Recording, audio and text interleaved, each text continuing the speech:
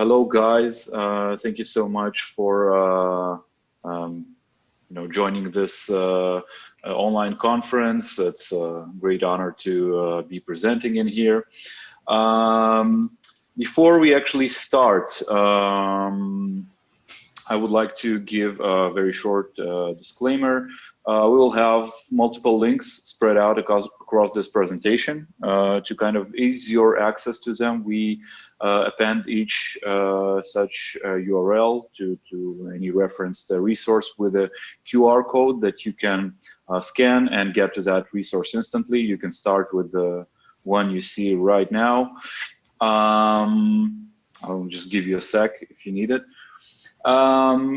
Yeah, and just before we dive into the nitty-gritty, a general kind of notion of what we're going to talk about. So, as background, me and Alexandra, who is presenting this talk with me here today, are dealing with quite a lot of malware, and through our mundane analysis tests, we happen to notice this interesting pattern where a lot of malware, and especially packers, use custom PE loaders that are meant to obviously mimic the original Windows PE loader. Now, this repeating occurrence of custom PE loaders made us wonder if we see so many of these, how common would it be actually to see also custom binary formats? And this is the exact question that we wanted to answer in this research and in this talk.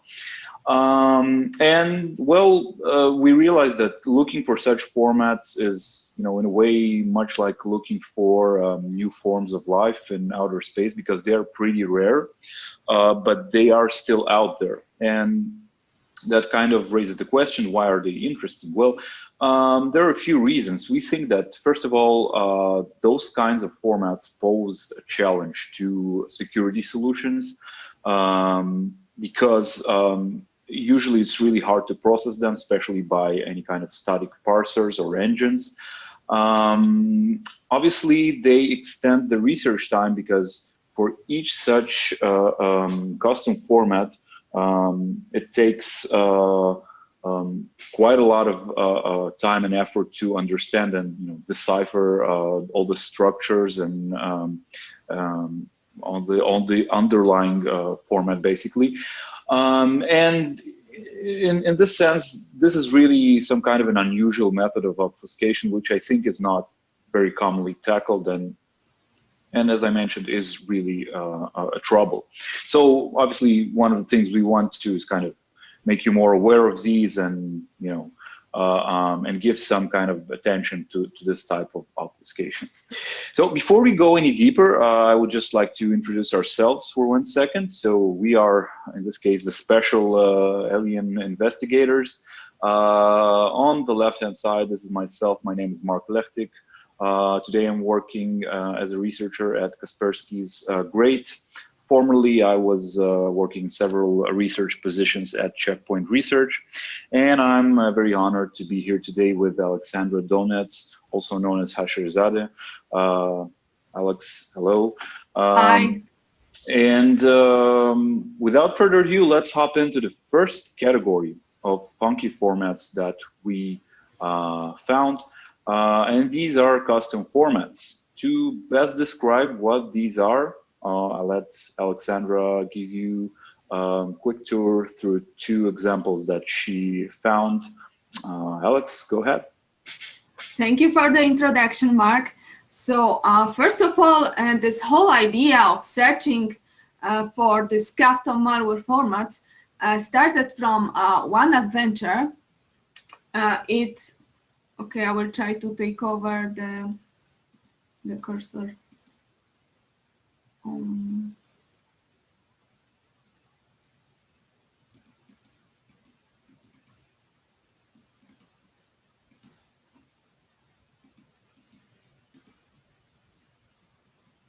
Okay.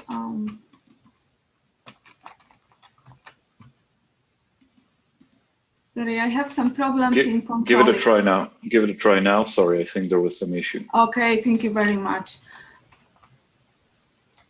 I think this will work now. Okay, now it works. Thank you. It started from one adventure that I had working at Malwarebytes when me and Jerome Segura were researching a hidden B malware distributed by Underminer Exploit Kit. Maybe some of you have heard of this malware. It's a Chinese miner. But what makes it interesting is not really the fact that it is a miner, but it is like a full framework that leads to loading this miner payload. And there are really many steps, many layers on the way. And it has a high level element and as well as a bootkit part for the persistence. And in this presentation, we will focus only on some of the elements that are used at the first stage in the loader, so at the high level part of this malware. Our first encounter with this malware started about a year ago. It was July 2018. Jerome Segura, who tracks various exploit kits and research about them, usually passes to me the payloads that he captured so that I could identify it and I can research more about them. And that time he captured 2 files with WASM extensions and he sent them over to me. This was quite unusual because, as he said, it's first time he was seeing WASM files dropped by an exploit kit. So at the beginning, we expected, basing on the extension, that they are just WebAssembly files. But once I took a closer look on them, I first opened them in Hex Editor, and what I noticed is that they does not resemble the WASM format at all. It was just an extension that was used to mislead the researchers. Looking inside, I noticed the following structure, as you can see on the screen. Looking closer, I could not really find any resemblance to a known format. I could not find any references to the similar structure in the internet. So I concluded that what I'm seeing is some kind of UFOs, that in this case stands for an unidentified file object. And in that case, what I was analyzing were just those 2 pseudo-WASM files. I didn't have access to the initial loader, so I had to make sense out of this structure just by looking at this and by analyzing the header. And my goal was to first analyze it and then write my own loader so I can run it and I can see what is it doing further. So I started my journey just from looking at the header and trying to follow particular fields, what they stand to see what they stand for. And side by side, I also loaded these files into IDA, and I noticed that they have valid code which can be parsed in IDA. So I was just doing the side by side comparison and walking through the header. I noticed that first the D word is the same in both of the files, so it was for sure some kind of a magic number. And the first meaningful value was a word after that. And following that value, I noticed that it's an offset to another structure in this file. And this structure was some kind of a list. And each field in this list was consisting of 2 elements. First element was a word, and it was some number, and then we could see a DLL name. And after a further analysis, I concluded that this number is not related at all with the DLL name. It must be related with something else, and I concluded it's the number of the functions that are imported from this DLL. So I described the single record with the help of this structure. Next word was another offset, denoting another, pointing another structure in this custom file. And this time it was pointing some block filled with some mysterious D words. I went to the same offset in IDA, in the same file, to look what they may denote. And I noticed that those D words are supposed to be filled with some functions, and those functions are later being called. So this logic looks similar, like, this logic reminded me of the common pattern that malware authors do. They just load imports by some checksums. So probably this field is a checksum then.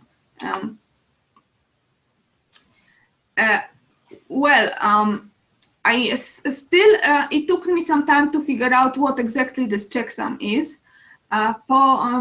Fortunately, the same checksum was also used further in the code of this element. So I found the checksum calculation algorithm. It turned out to be matching.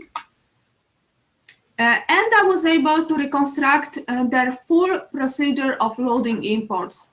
So we can see that we have one array which denotes DLLs and the number, the counter of functions imported from this DLL. And we also have a structure that contains a list of the checksums of those imported functions. And the loading goes like this, that each checksum is resolved to the import.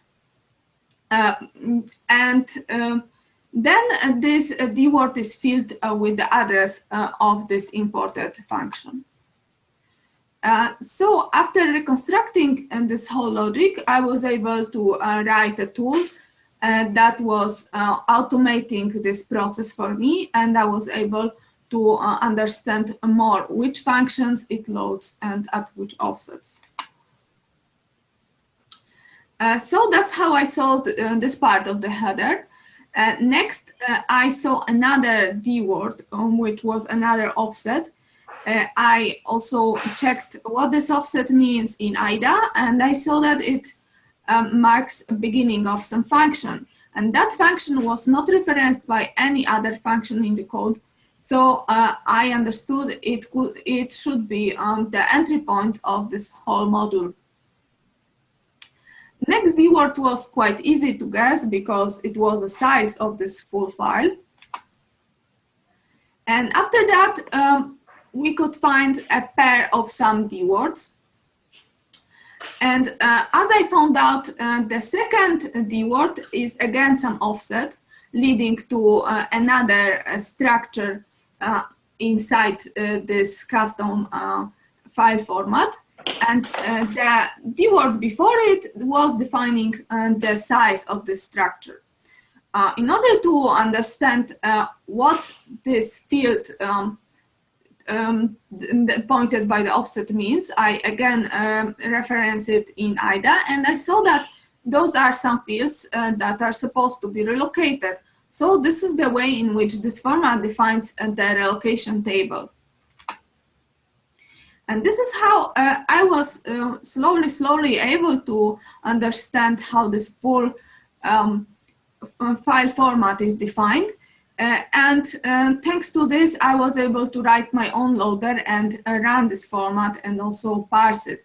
And the parsers that I used are available on my GitHub. As I mentioned before, these files we found in 2018, but till today we keep track on the hidden B malware, and I'm noticing that they updated this format. For example, in the current version that I noticed in this year's edition of Hidden B, first of all, they updated the version number. It was 3 in the past, and now it is 4. Also, some of the elements got a bit updated. For example, the list of DLLs in the past was kept in the plain text, and now it is XOR obfuscated. Also, the length of the DLL name is stored in one more field in this structure. So we can see that they keep working on this format, they keep updating elements. And what I have to mention now is that it's not the only custom format that authors of Hidden B implemented. They are really very creative, and I dedicated some articles to their various elements, and you can find them on Malwarebytes blog. So if you are interested, feel invited to see them. So since then, I realized that this type of obfuscation functions in wild. So it made me very curious to see if other malware authors also implement this idea. And it led me to this another example that is a sample of Ocean Lotus malware. And as probably most of you know, Ocean Lotus is a malware of Vietnamese APT32 group. It's distributed mainly by phishing and by water holing attacks, and the payloads can be of various types. Often they are composed of multiple files. This particular file I got from one of my Twitter friends. As he mentioned, it was distributed in phishing attacks targeting Vietnamese activists. The initial sample was just an executable imitating PDF, but once we ran it, it unpacked itself to multiple components. And some of those components you can see now on the screen. Two of those files from this whole set made me in particular interested because they looked quite unusual. One of those files had a cab extension and another had a blob extension. But sorry, but I was suspecting that they are both of the same format because the way in which they were aligned looked analogical. Also, I was sure that this cap file is not the real cap format, so it's just under the disguise of cap. And I was sure that it must be something else, something unusual. First of all, I noticed that those files have a lot of padding in which some patterns repeat, and I suspected that it must be an XOR key. It must be XOR obfuscated. So I used this repeating padding as an XOR key.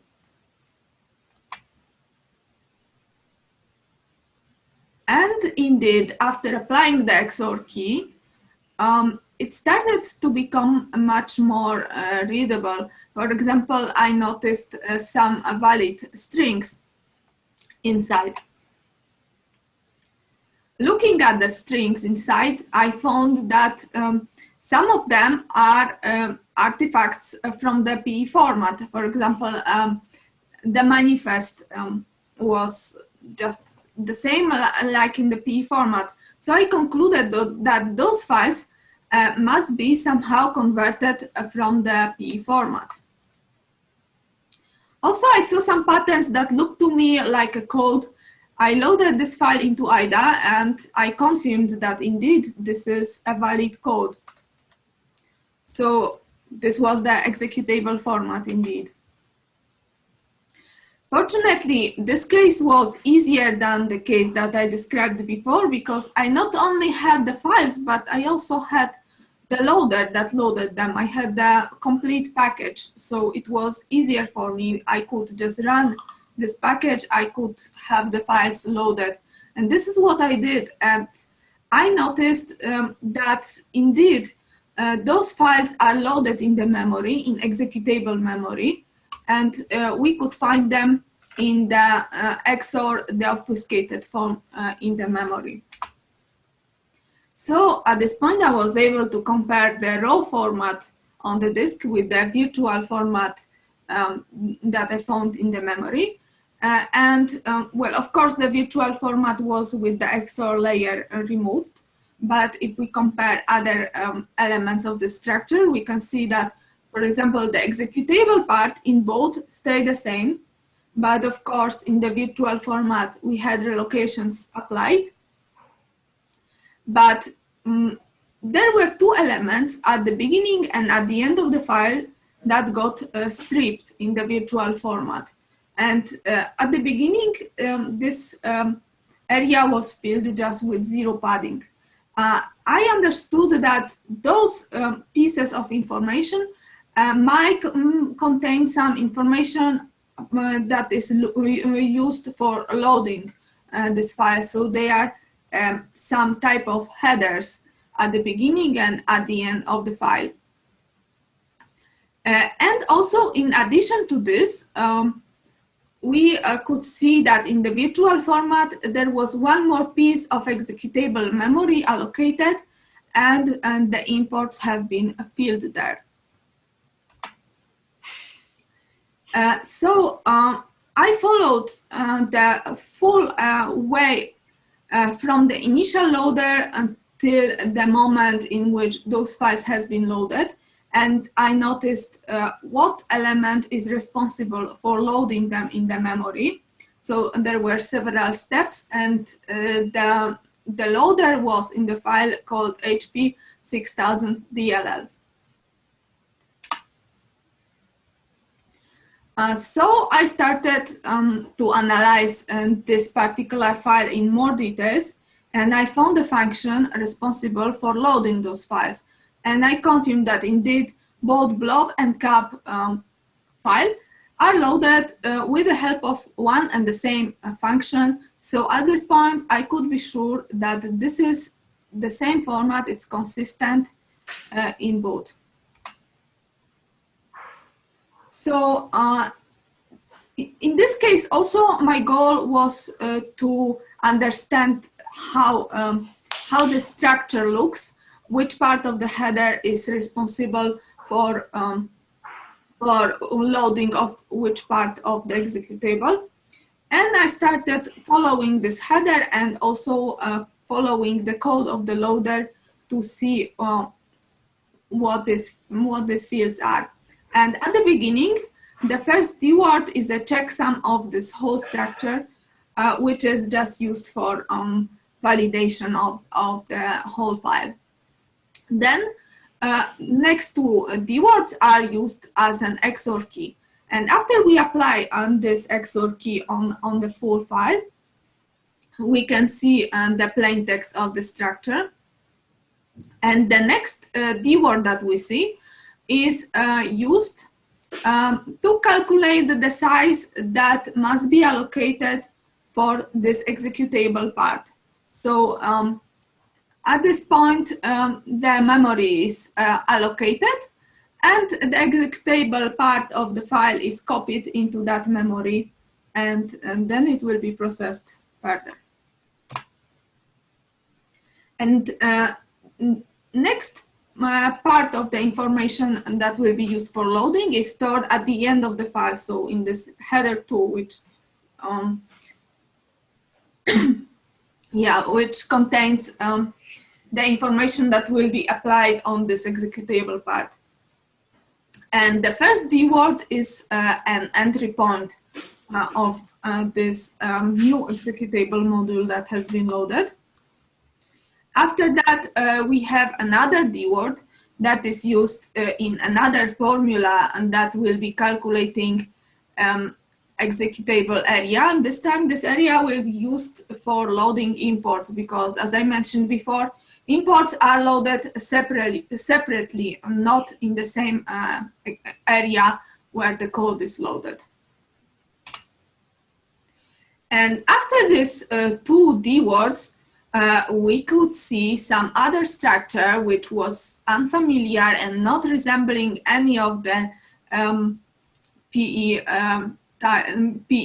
structure part, but I was sure that this structure somehow must contain the same information as we find in the PE format, but just stored differently. So I was wondering what exactly it will be, whether those are relocations, imports, exports, or maybe all together. And it turned out that indeed, this information is stored all together in the same structure. Only what distinguishes those particular types is the ID that is at the beginning of each record. And for example, record with the type 1, as we can see in the loader, has only one D word required after the type. And this D word is the field to be relocated. Type 2 means export. And this time we have 3 D words and that are supposed to be after this type ID. And those D words have the following meaning. The first D word is an ordinal of an export. Second is a function RVA. And third is an RVA of the export name. So by this way, we could not only use call the entry point of this new executable format, but we could have also some functions exported from this format. Record of the type 3 means import, and this time there are 4 D words that are supposed to follow the type ID. And those D words are the following. First is the type, which means either that imports is made by name or by ordinal. Second D word is the RVA of the DLL name. Third D word is the RVA of the function. And the third D word is an IAT, so it denotes where this loaded, how this loaded function will be, via which field it will be referenced. And it's also interesting to notice how those imports are loaded in the memory, because in a PE format, when the import is resolved, the import address is just stored into the IAT of the executable. So it is stored inside the executable. And here it's different. It's stored in the proxy area, which is in a different allocated memory. And the loader emits the code that redirects to this imported function. So it's like inside the executable area, the field is filled with the pointer to this proxy area, and then this proxy area points to the import itself. So the authors made it just to make, just to obfuscate it more and to make dumping more difficult. So as you can see, authors of these two malware really try their level best to minimize the resemblance to the PE format. They redesigned all the elements. They replaced whatever they could replace with their custom ideas. But this type of modifications are quite rare. Usually what we can find more often is the malware authors that do not fully redesign the executable format, but only partially redesign a PE format, and still PE artifacts can be found. And this type of modified format was used in the variant of Gauzy malware. And just to recap, I think most of you have heard about Gauzy because it's quite a popular banking Trojan. It's also known under the names such as ESFB or URSNIF. And some time ago, the source code of Gauzy has leaked, and it has been used so that multiple variants emerged. Here we will be talking about Gauzy version 3. That was also described in the paper by Maciej Kotowicz.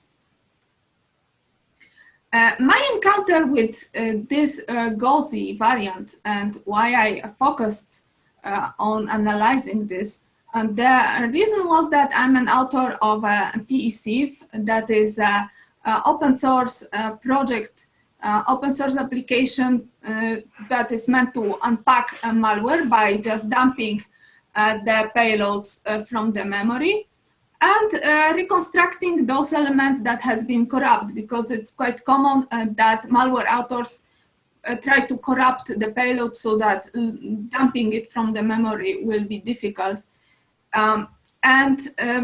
In case of Gauzy, I had some problems in reconstructing this unpacked payload. For example, the DOS header was fully removed and the PE header was shifted towards the beginning of the file. And this problem I solved easily by just shifting this PE header back and adding the space for DOS header. So I sort of managed to reconstruct the PE file. However, not fully. Some very important elements of the PE structures were still missing, like entry point, imports, exports, and relocations. So first I thought that the loader is just erasing those parts after using them, as many of the malware loaders do.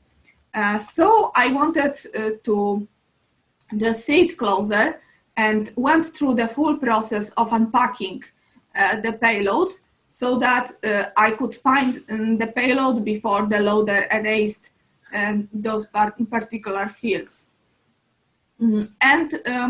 First layer of Gauzy was just a, like in most of the malware, it was just a packer layer, so it was various in various editions. After removing the packer layer, we have the second stage loader that is this time proprietary by Gauzy, for Gauzy. And this second stage loader was supposed to unpack the final payload. And I expected that the final payload should be a PE file, but what I noticed did not resemble a PE file at all. It was looking to be a completely different structure. Even at the beginning, I could find a totally different magic ID, which was PX in this case. So it made me really curious what exactly they did here. And I knew that Mark also worked on this variant of Gauzy, so I contacted him and we continued this journey together. Right, thank you, Alex. So as Alex mentioned, that was indeed the case. I was also looking at Gauzy version 3, and if I try to kind of give an overview of this format on, from a high level, then basically this format can be divided into two parts. The first part are headers, which are modified. They are based on PE headers, but they are not. They were changed. And second part are actual fields that were taken as is from the underlying PE binary based on which this whole thing was built. Now, let's take a little deeper look on a few of the headers here. For example, let's take a look at the modified DOS header. So much like the DOS header in the PE format, we have a magic here. In this case, the magic string is PX, whereas in the PE header, we all know that's MZ. So we decided to refer to this alien format as the PX format. Then we have other fields. So like in the original DOS header, we have a pointer, which in the original header is called ELFA new. Here it is also a pointer to the anti-headers or image anti-headers or the PE header. But this chunk pointed by this field is actually the original anti-header, and it's not used in any way here. Instead, what is used is a modified version of it, which appears right after this modified DOS header, and it has also a subset of the original P header. So it has fields like the machine ID, a sections count, and an entry point. And then it also has a subset of directories, which are those structures that are required by the loader to resolve various information during pieces of information during the load time. One interesting thing about it is that the order of appearance of those directories in this PX format is really scrambled. It doesn't correspond to the one that you may stumble upon in the PE format. Well, let's just take an example of one such directory header, and basically each such directory header is consists of three fields. The first is an RVA to the original header, which also resides within this binary, as I mentioned in the second part of it. Then we have the size of that directory, and we have the RVA for the modified directory, which is part of that PX format. We also have the fields that I already mentioned, stuff like the machine ID, count of 5 sections, and an entry point. So basically, just to take a step back, I would say that essentially this format is sort of, it portrays the attempt of the authors to revive, I would say, the PE format with you know, the malware author's own touch or flavor. And sort of in a way, it is a Frankenstein of both the original PE format and, you know, some kind of invented version of it. And one useful outcome of this work, in this case, comes in the shape of a tool that Alexandra wrote that allows you to convert such PX blobs into their corresponding complete PE. This can be downloaded from the GitHub page shown on the screen right here, and it would probably serve those of you who are tracking GOSI, especially version 3. And let's move on to another example, which is the backswap malware. And the backswap malware is in fact another banking Trojan, which was revealed by ESET last year. It's a pretty infamous Trojan, targeted several banks in Europe. It's a derivative of Timba, but really the interesting part, and which is relevant to this talk, is the format of the malware. Now, this malware is usually delivered through legitimate executables, let's say a 7-zip installer. And then what happens there is that some C runtime functions are modified to divert the execution to a blob, which contains the logic of the malware. Now, this blob, which we see here on the screen, is kind of weird because, at least according to the magic string, it seems as though this is a BMP file. And it really begs the question, how do you run code from a BMP file? So in this case, to understand how it works, let's just take a high-level view of the BMP format, and we can basically divide that format into 3 chunks. So we have 2 headers called the file header and bitmap header, and then we have what's called the pixel data, which is just an array of pixels that constitutes the image that we see in that BMP. And let's for a second focus on the file header. So the file header can be broken down to several other fields. The first is obviously a signature, BM in this case. Then we have a size field, the size of that bitmap. We have some padding and an offset to the subsequent header, which is called the bitmap header. Now, if we look at it from a slightly different angle, we realize that BM is obviously the hex bytes 42 and 4D. If we disassemble those bytes, we can see that they are valid instructions, increase EDX and decrease EDP. And following the same logic, what the authors of backswap did was to change the size field to actually represent a valid instruction, which in this case is jump to a particular offset. And by that, what they did was actually allow this BMP blob to redirect execution to an arbitrary position. And what happens is once you execute that legitimate application, let's say 7-zip, and that C runtime function diverts execution to this blob, the file header would, by the mechanism that I've just shown you, diverts execution to another piece of code within the pixel data. Now, there you would have first a loader, which would decode the code section, which contains the payload of this malware, and would resolve imports. The imports in this case is just a simple array of function name hashes and their corresponding function addresses, which are getting filled by the loader. And after this bootstrap stage is done, execution is passed to the code section. And one interesting thing about it is that although it is executable, and we just realized how the flow of the executable works, it's also an image. So if we put this inside an image viewer, we can actually see some kind of an image. And this type of formats, where you have two formats bundled into one in a way, is called polyglots. I would highly recommend you to take a look at the work done by the great Angie Albertini on this topic of polyglots.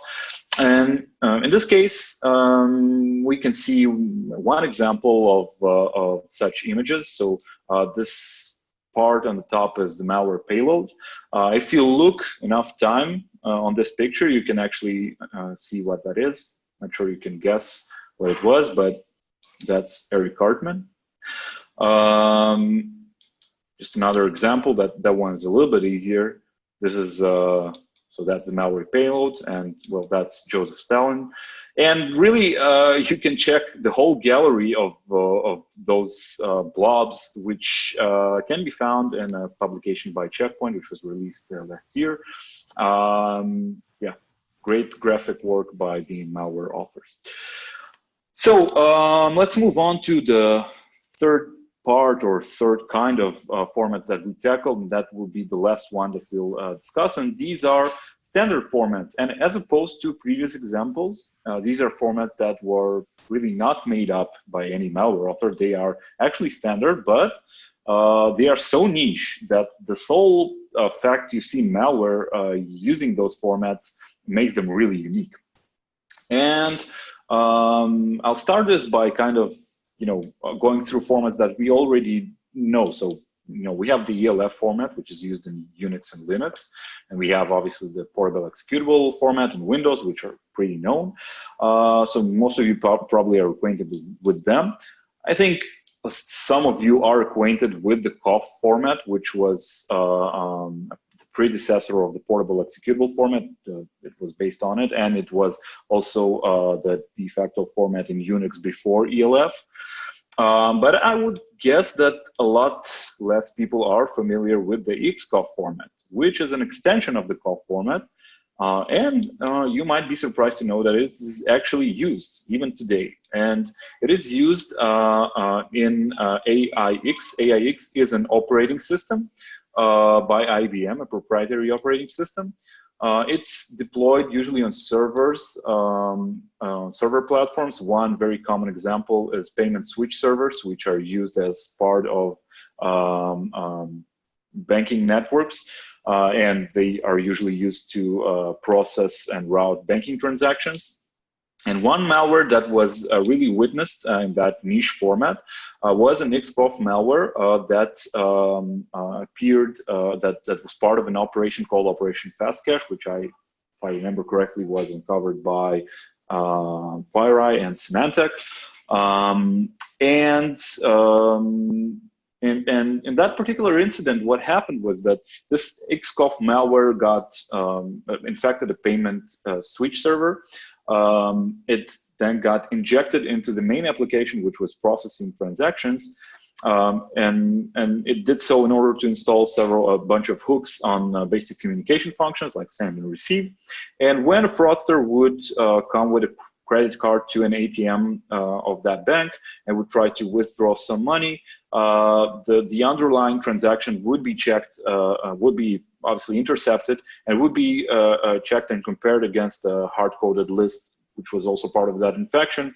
And in the event that the issuer's account is there, it gets whitelisted and money can be withdrawn regardless of the balance in that account. So this essentially allowed the attackers to withdraw as much money as they wanted from accounts in the Cosmos Bank in India. And that attack was attributed to the Lazarus Group, the infamous Lazarus Group. And there's a very, very good analysis by Frank Baldwin, very good guy.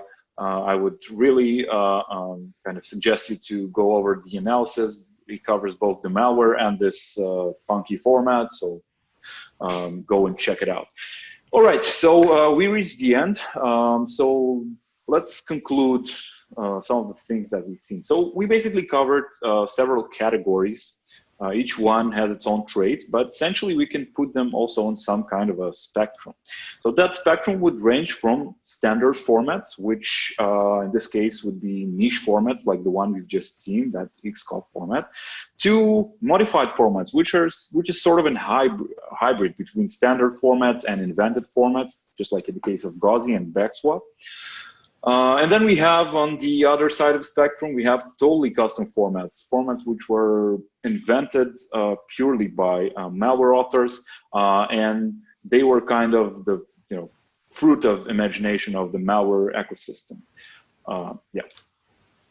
And those custom formats open some new challenges in front of malware analysts because we cannot analyze them with the existing tools out of the box. We need to first understand how this format works, and then we can write some loaders, for example, some additional loaders for IDA, so that we will be able to really understand what is going on inside. So it consumes some additional time from the analyst.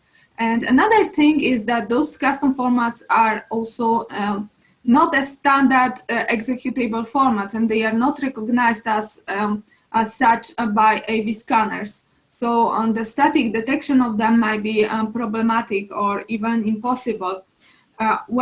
We still can scan statically and the loader, because the loader must be in some typical executable format. However, it's just a loader. It does not contain any malicious features. So the scanning of it will not give us enough information. AV products still can detect the malicious behavior once this malware will start to work and start to display some malicious patterns of the behavior. However, the only element perceived as an executable by the scanner is the loader, and those files that are custom and in reality they are responsible for those malicious behaviors, they may get neglected. So for example, if the scanner will try to upload something to the telemetry system, it may upload just a loader and not those additional custom modules, and we will not have the complete information about this threat. And it will be harder to make sense out of this full attack. So far, this type of obfuscation is not very common, and you may wonder if it is something difficult to prepare, but not really. If we want to write a custom format ourselves, we just need to take care of some few basic things. For example, we have to re-implement by our own way the allocations and the imports of the executable. This is the most important. So those malware authors who write their own payloaders, in fact, have enough knowledge to do this. It's just it just requires a few steps further and a bit of creativity.